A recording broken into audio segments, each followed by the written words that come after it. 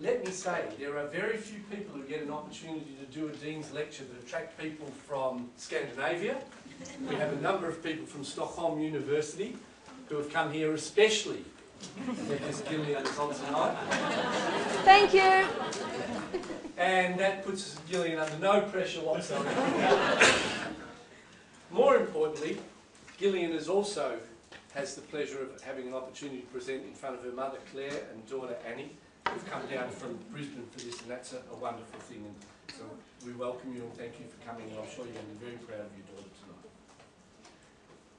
Personal level of introducing Gillian to you. I can tell you that there are lots of things I could read from her CV to tell you how stunning she is, but you'll see what that is in a minute. At a personal level, I have the privilege of working closely with Gillian in terms of supervising a doctoral student and doing some writing. And there are things about Gillian that are really important. Some that I can talk about out loud and others that I can't. Thank you very much. So let's go to the things that I can't talk about out loud. Oh, okay. This is a woman who is unbelievably diligent, committed, capable, and exceptionally intelligent. The types of things that she does in working with students and with colleagues in this faculty are very impressive, because she brings her intellect to bear on the ideas and the issues, and she works with the facts, she deals with the data, and she doesn't offer superficial opinions about things. She's a researcher, she's a scholar, she's the type of person who's an absolute pleasure to work with. She's one of those people who you trust because she always delivers. So no pressure, Gillian. But we just know a wee that you bit. will deliver exceptionally well tonight. It's a pleasure to have you here at Monash. We're thrilled having you as part of the faculty. Welcome tonight. Here we go. Thank you, and I hope I am actually able to deliver. No pressure, as you say. Okay. Having been to a couple of these lectures, I got the impression that maybe I should tell you a little bit about myself beyond what John has said. I'm not going to do that. Those of you who know me know I don't do that. I don't like talking about myself. So we'll just get down to the nitty-gritty. I thought I might extend myself a little bit beyond my comfort zone. Those also who know me know I don't do history. I'm into science, science rules, but we're going to have a history lesson tonight. Out of my comfort zone, and I hope it works, John. Oh boy. Okay, so we're going to start right at the beginning. Just over 200 years ago in Australia, we had this delightful gentleman and his beautiful wife, the beautiful Elizabeth, rock up on our shores in Sydney. Governor Lachlan Macquarie was the 5th governor of Australia, or in New South Wales, but the first one to come from an army background. Apparently that's significant, and the historians will know about it. I don't know. But he was in the army, the others were in the navy, and he's reputed to be the father of Australia because he took Australia from being a penal colony into an independent nation. At the time that he was doing that, back in good old Great Britain, in Britain itself, science was being taught to the elite, to the boys in high school, and, excitingly enough for them, they were doing experiments. Hands-on stuff. It had to relate to student interest. That's highly significant to my inquiry topic this evening. According to Edgeworth and Edgeworth, who wrote the report on what Macquarie was saying and writing back to, I suppose, the king or whoever he was reporting to back in England, it didn't really matter if the experiments didn't work because the answers were in the back of the textbook. What was important is that we did attempt to actually confirm the science theories. So does that sound familiar to any of you folk who've had an education possibly based on the British system? Let's do it. Yay if it works. If not, the answers are there. Cool. At least we're on the same page, we know what we're talking about. At the same time, or a year later, in downtown Sydney, on the harbour, just next door to where the Harbour Bridge and the Opera House are, for those of you who are familiar with Sydney, we had schools sort of being invented in Australia. Australia was full of convicts, and they were sort of undesirable because they were starving, stole a loaf of bread and got shipped out here from England. So Governor Macquarie decided that we have to get these children from these convicts, we have to put them into school, we have to educate them for their morality and make them better people than their parents. So hopefully, if you've grown up in Australia, you're better than your parents, and Governor Macquarie achieved something. Well, that's up for you to decide. Not really interested in Governor Macquarie beyond that. My particular interest is in the beautiful Elizabeth. That's what she was known as. Highly educated in the art of needlepoint, as all young women were in her day. Unfortunately, when she arrived in Sydney, she had very few friends because there were very few women of her social stature. No one was good enough, so she had to amuse herself. She had a really strong passion for architecture, and along with her trunks of beautiful dresses suitable for the English climate and probably not suitable for the Sydney climate, whoops, we've gone too far ahead, she bought a trunk load of books on architecture. And if you were to do a research study on the history of architecture in Sydney, that the convicts and the buildings that they built, a lot of them would be modelled on the pictures in Elizabeth's books. But to get those skills of actually doing the chisel work and digging out those huge big sandstone blocks actually needed some instruction. And this is where Elizabeth came into it. She befriended the convicts and the female convicts to keep it all above board, so she wasn't going to become a hussy or anything, and the local Indigenous people. She didn't speak the Yagudun language, which is the Indigenous tribe of that area. They didn't speak English, and I would assume that many of the convicts spoke probably a lower class English than what Elizabeth spoke. So we had language problems back then, and it was through questioning that she learnt to communicate with the Yagudun people. They learnt to speak English, and I guess a certain amount of equality was developed. They had to figure out, how do we cut these blocks? How do we build Macquarie's Road around Macquarie's Point, which goes around the government domain? And in a way of saying thank you, they built her this chair. So this is Mrs. Macquarie's chair. Some of you may have been through the domain in Sydney and even sat upon it. The inscription is what I've put down the front there. But it's hand carved with chisels. She's done it herself alongside the Indigenous people and alongside the convicts, so that she could have somewhere to sit, so that she could watch the boats and everything coming in and out of Sydney Harbour. It took them years to do, but it was through the art of questioning that the language developed and the skills developed. And if you actually go round the corner from Macquarie's chair, you can find the little pile of remnants of the bits that they practiced on, I guess, complete with the chisel knocking points and that sort of thing. I was here in Sydney, there in Sydney the other week, and I was talking to one of the park rangers for the domain. He showed me the point, but it's not normally available to the visitors. Otherwise, people would souvenir the stone chips. But they've been there 200 years as testament to the questioning and the language development and the equality that the beautiful Elizabeth was responsible for. So, why am I telling you about this? When we talk about inquiry, we can use the word inquiry as an umbrella term. There's inquiry-based teaching, inquiry-based learning, inquiry skills, problem-based learning. The list goes on and on and on. These are the key labels, I guess, that you have in science. You would probably have the equivalent in history, in geography, in whatever subject you're thinking of. But basically, it all comes down to questioning. But the questioning has to come from the learner. And I think that's a significant point when you're looking at inquiry-based occurrences, I guess, in the classroom.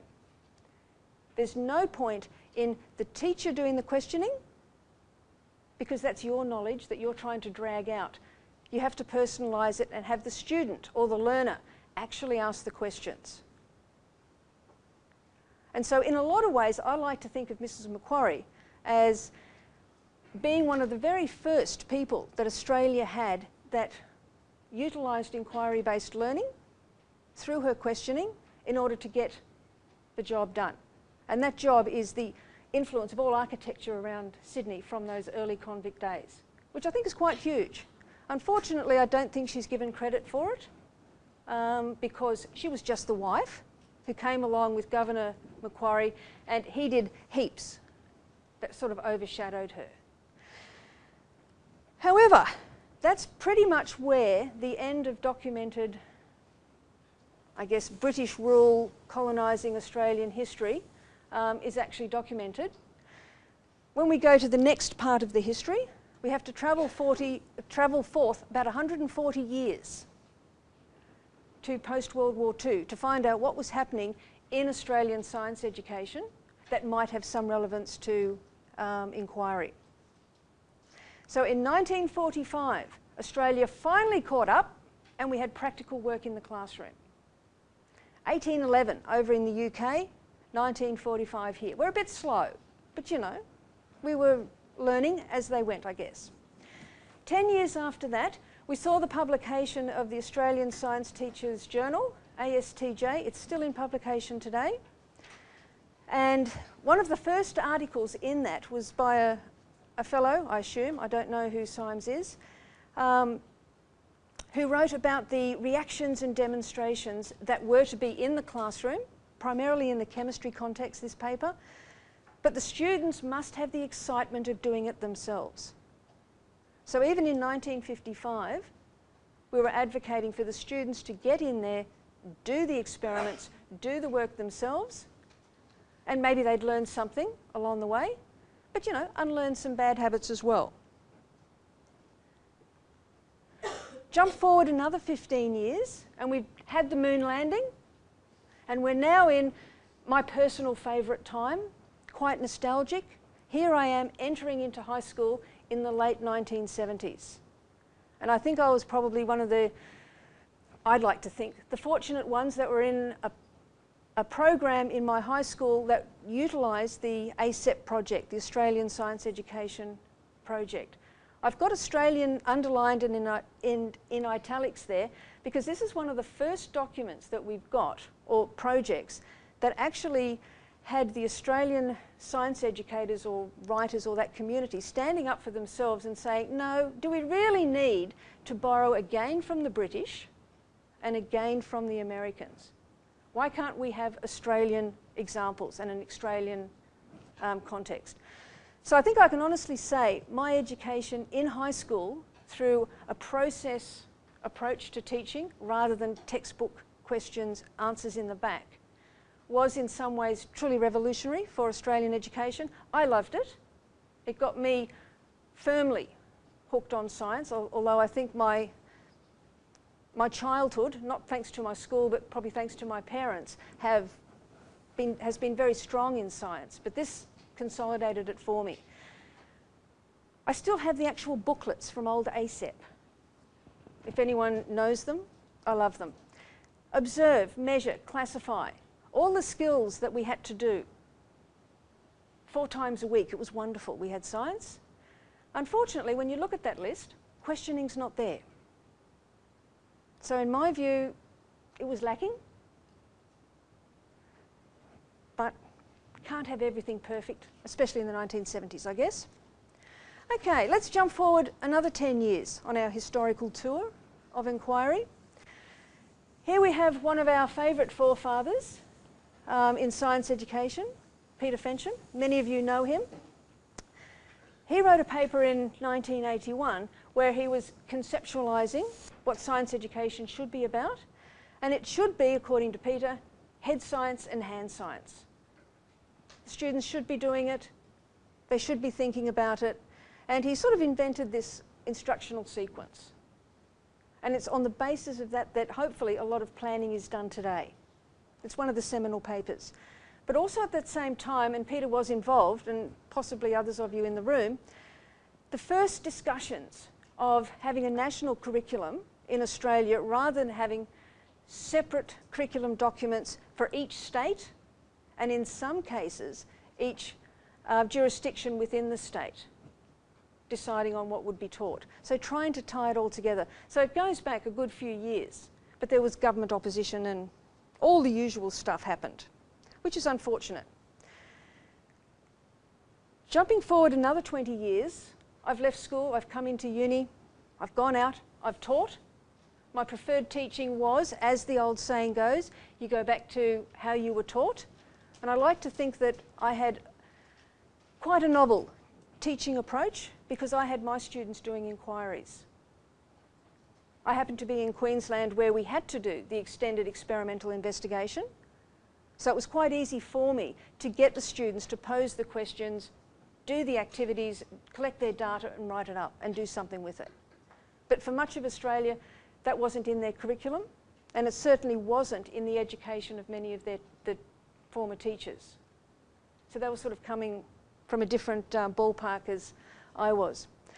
We had a number of government initiatives that would have cost a truckload when you really think about it and add it all up in trying to improve the status of science education in Australia. One of the ones that made a huge impact was Primary Connections. It's directed towards the primary school, and it's a set of resources that are like a black line master. The teachers can photocopy them, photocopy the sheets. They've got all the equipment. It's like a recipe almost, but at least it's getting science into the primary schools. As that was all being trialled and rolled out, the conversation about more national curriculums were rolling on, was being developed, worked on behind the scenes. But again, the government said we've got to do something about getting an increased amount of science and mathematics into the curriculum. So they invented these A-system projects, which were absolutely wonderful for schools and for universities. There was 355 that were actually rolled out, 1,000 partner organisations.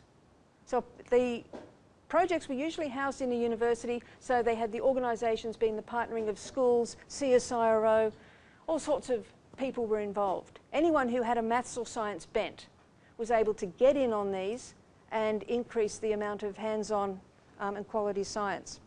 36 universities, 2,000 teacher associates. So it was huge, went all the way across the country. Fortunately, I had 2 of them, and I'm going to tell you a little bit about my research in both of those a little bit later on.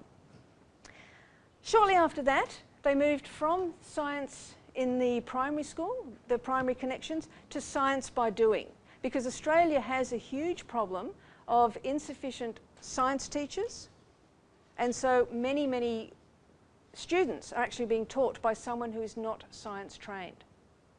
And so the Science by Doing is a professional development program with resources to try and upskill the non-science teacher who is teaching science in the secondary context.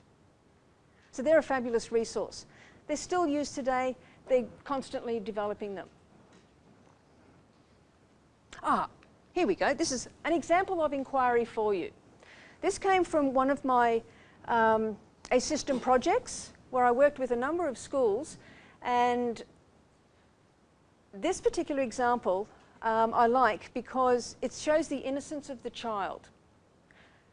Matty was in grade 6, and Matty posed that question, well, what was the hill made of?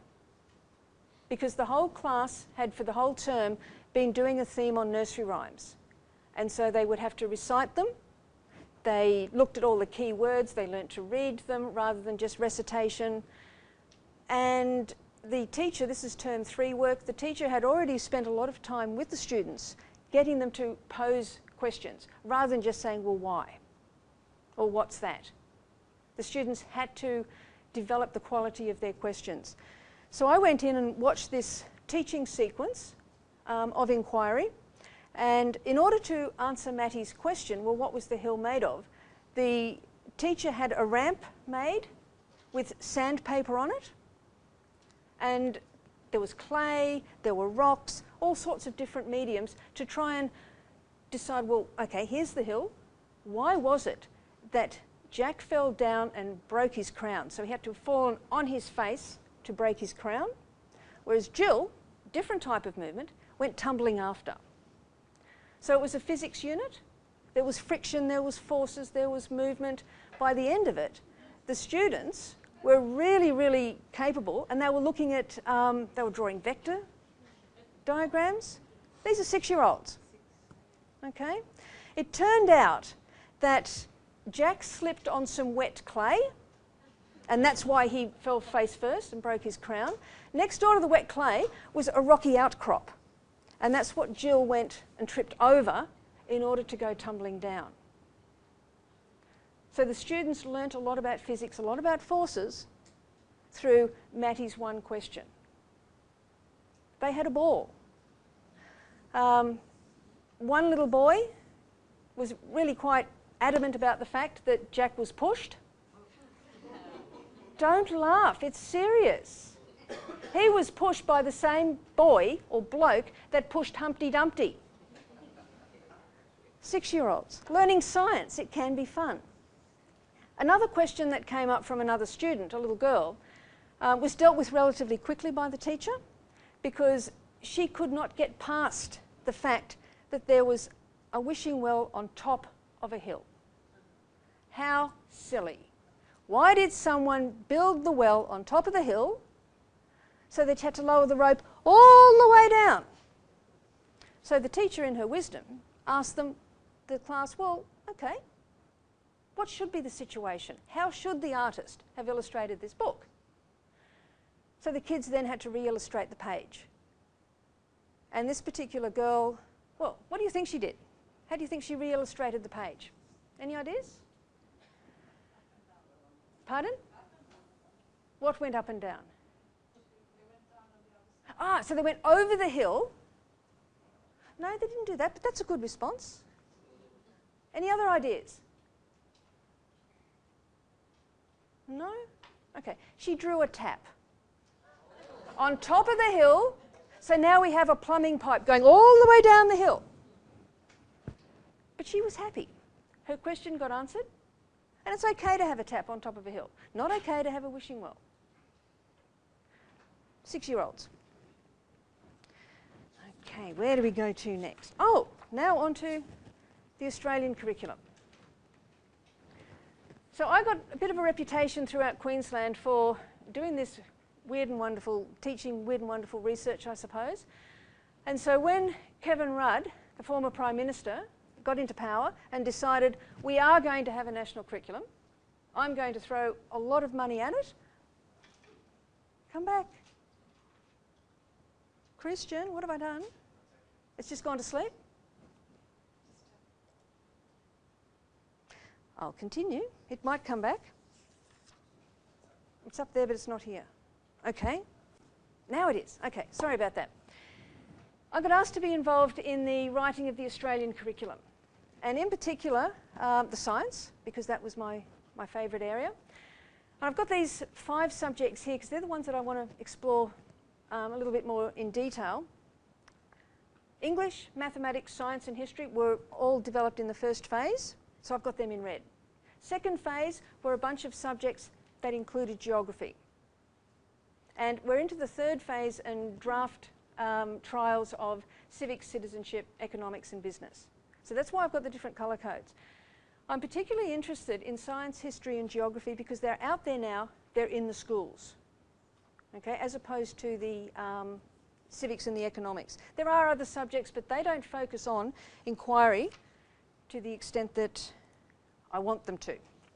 Okay, what we're getting now though is a whole lot of books coming out to support the teacher in the implementation of the Australian curriculum, which is great. There's professional bodies out there that run little mini conferences for teachers. Great.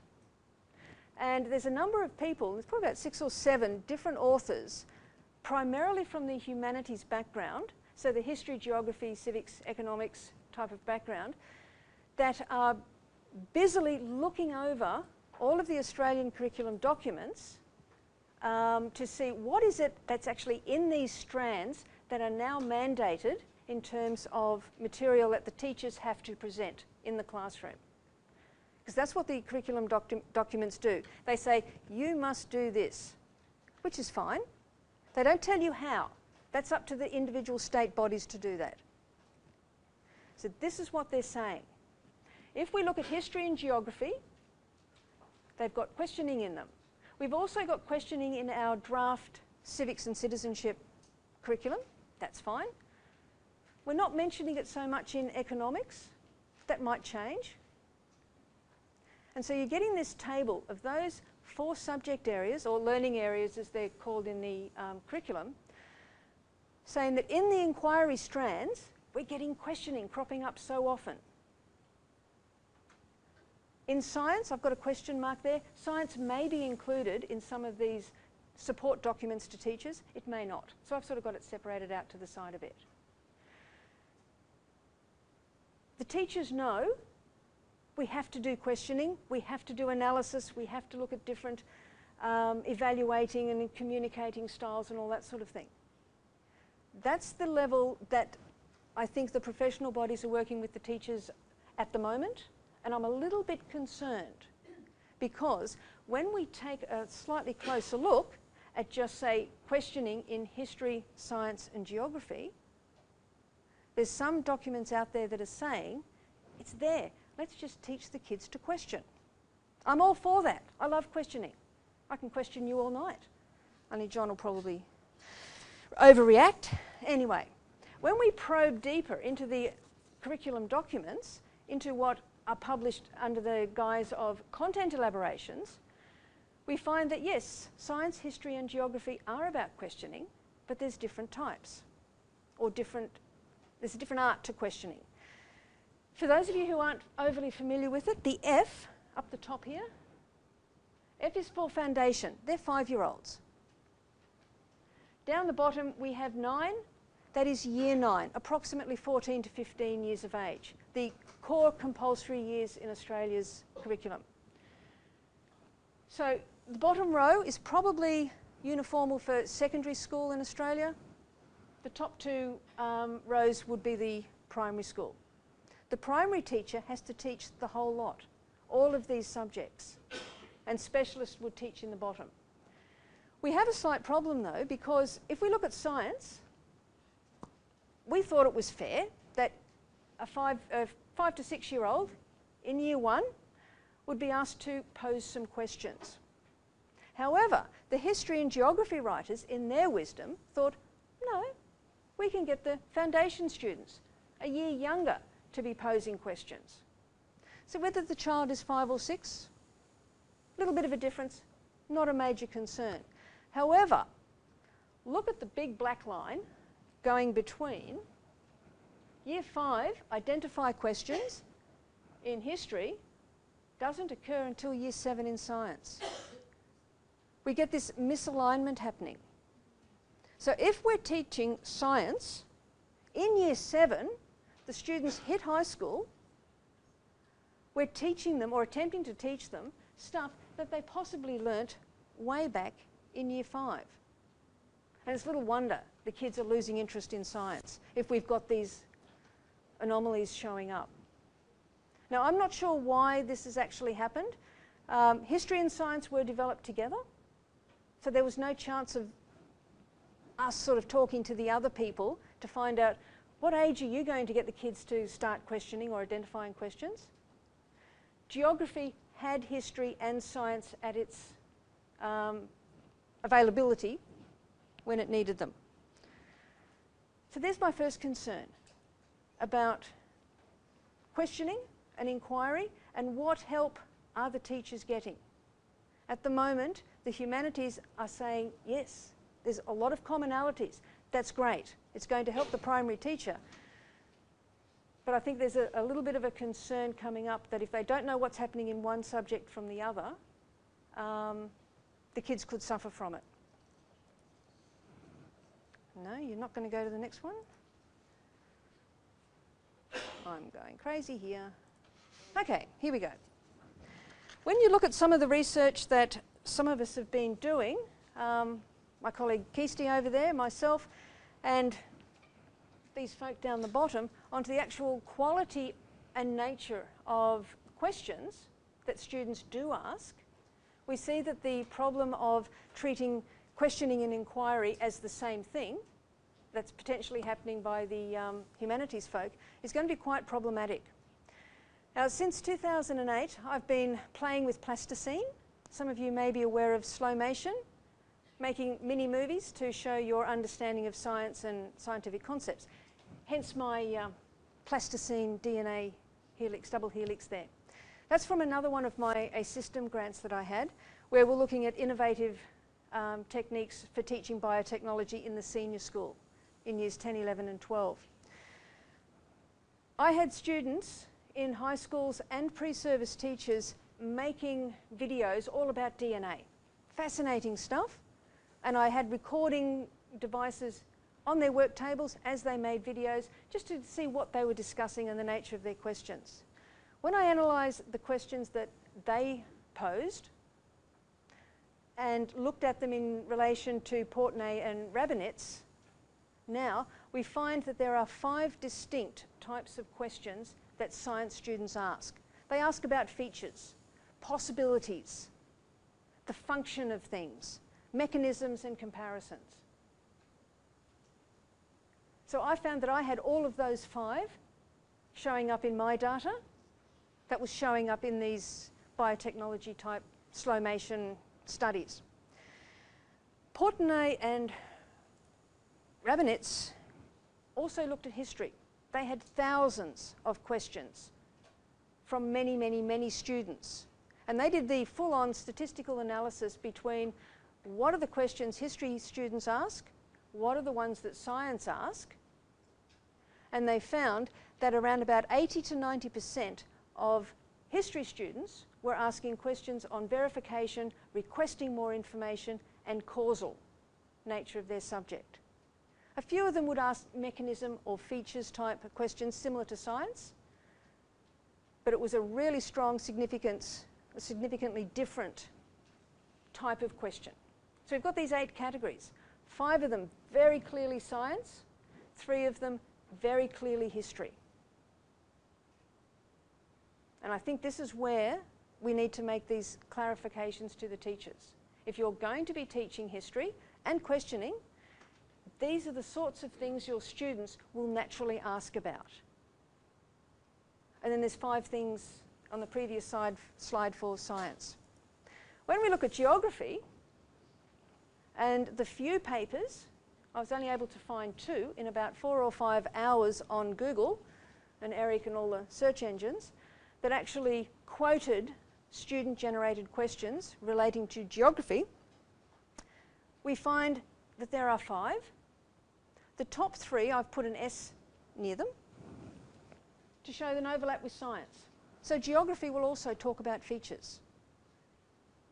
So science and geography students think in a similar way that way. Possibilities and comparison are also very similar, whether you're talking about geography or science. And there is an argument out there, well, is geography a science or not? We're not going to go there this evening, but, oh, I could. You want me to? No. Okay. They also want more information, and they're also looking for the causal nature of things. So geographers also think like a historian. So you've got this overlap.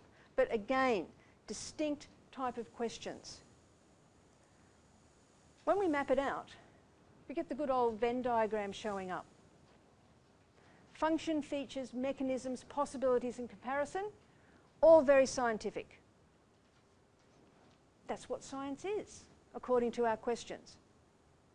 And for a lover of science, I want science identity to prevail. I want those questions asked. But I also do like geography. So if I'm going to be fair to geographers, I have to allow those students to also request information and look for a causal nature in things. Which means I'm kind of, much to my horror, accepting that history has some benefits. And I've knocked history for years, those who know me will know that. And they also want the verification. You will get students in science asking for verification, asking for more information, but they're the minority of questions.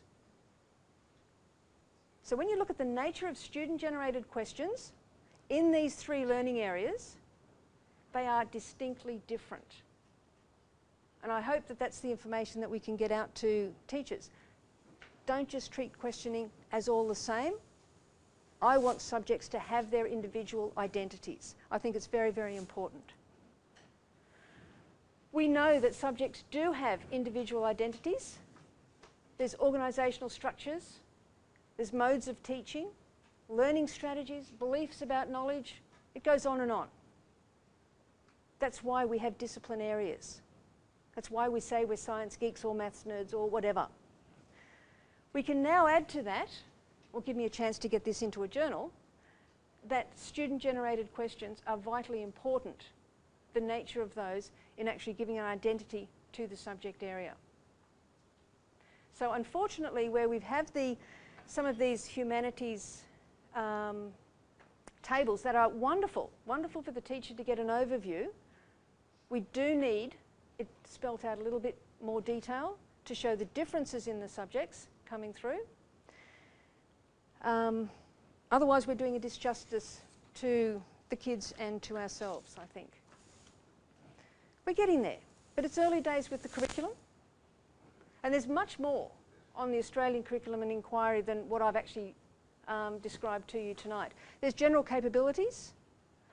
There's 7 of those. One of them in particular is all about inquiry and being creative, which is wonderful, but it doesn't actually tap into these learning areas, which is my concern. That the general capabilities are designed to go across all learning areas. So they are the general ones, but we need to be specific. Okay, the further implications in research. We may be actually getting a fusion of the domains where they're being treated as the same. I'm concerned about that. The conflation is unhelpful. We need our subject identities. I need it. It's close to my heart, and I think for many academics, we identify by our subject areas. And I think it's important that kids grow up knowing that as well. Are we likely to lose the distinctiveness of each discipline? And it is possible. If we're going to teach inquiry for all its wealth and richness, we have to teach questioning. But I think we need to teach questioning on the basis of the subject and the discipline that we're targeting, not just as a generalist. They'll get the general idea of questioning and asking and probing through the general capabilities, but not through the dedicated strands that are present in at least 5 of the subject areas that ACARA and the writers are putting out.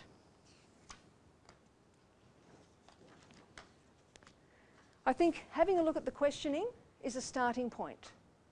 If you remember the big table that I put up, each row is another starting point because they're substrands. They're key skills, if you like. Each one of those needs to be interrogated according to the discipline that you're coming from, to see what is it that has its uniqueness in that discipline. I'm just starting to do it for science. I'm having a lot of problem finding literature on it. I don't think there's much out there at all. But the teachers, I think, need to know that there are differences. And so there'll be differences on every single row. And there are 6 rows.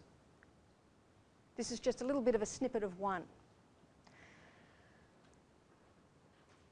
We do need a nexus between teaching and research.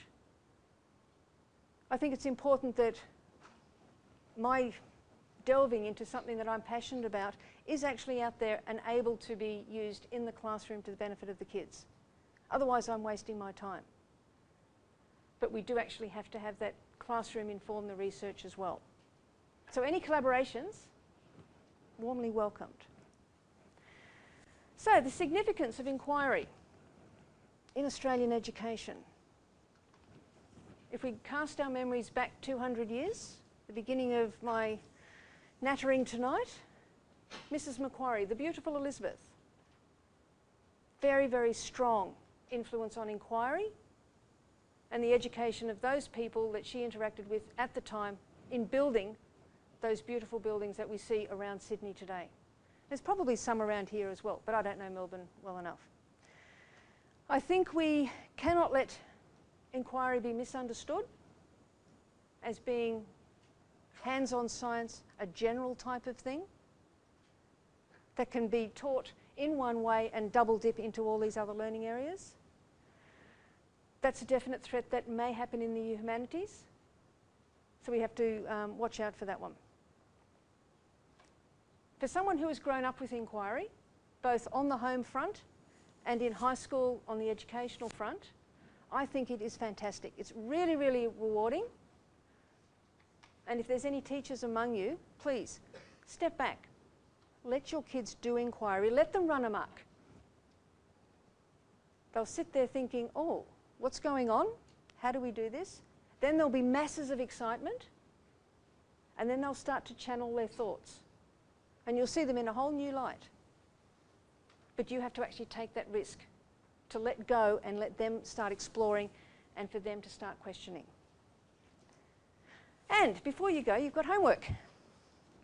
I'm a teacher, I'm sorry, okay? I'd like you to reflect back on your education, as I've had the opportunity to do, and find out, well, where did inquiry come from for me? And I can say it's in my high school and in isolated incidents as I grew up. Have you been as fortunate as I have to experience inquiry? And then, are you in the really cool situation of actually experiencing life away from an educational context in your everyday life? Are you getting inquiry out there? If so, I would love to hear from you. Because I don't think inquiry needs to be something that's just done at school. Mrs. Macquarie didn't seem to think so. And so if you can give me any feedback on where you've got inquiry happening in your workplace that may not be educational, may not be coming from a curriculum document, out there in the informal learning places, let me know. I'd love to hear about it. I might make you famous and write about you.